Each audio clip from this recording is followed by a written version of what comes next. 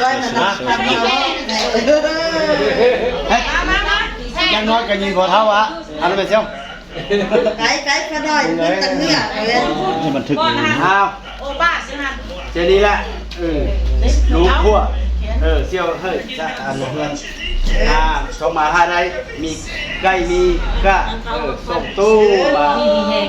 ทางเขาทางควันลูกเมียว่าสิไปเดินทางไปมื้ออื่นว่าไปผัวนิ้วว่าซะเด้ว่าได้พาต่อพาตัดกันเขาอ่อนควันอ่อนได้นี่พวกกันยังฮักเที่ยวเงินกับฮักแพงเด้อ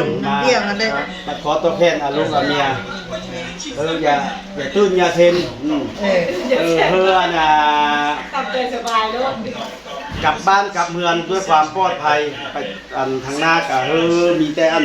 นี่มีแต่อันชอบเด้อลูกเมียเด้อสังนี่ได้มันยืนจะมาแล้วกันเด้อตลอดปลอดภัยเด้อ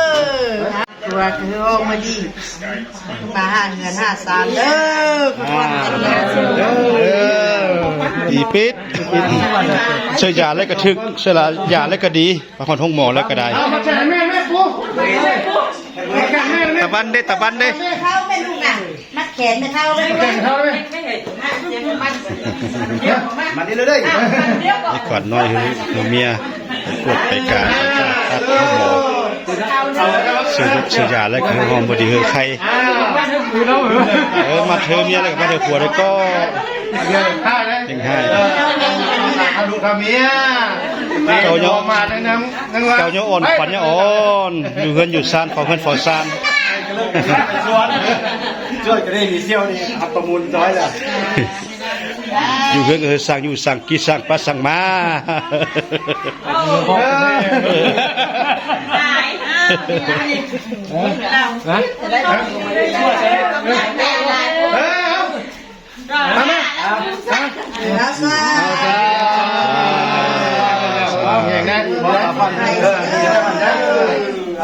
ปิดแล้วมัน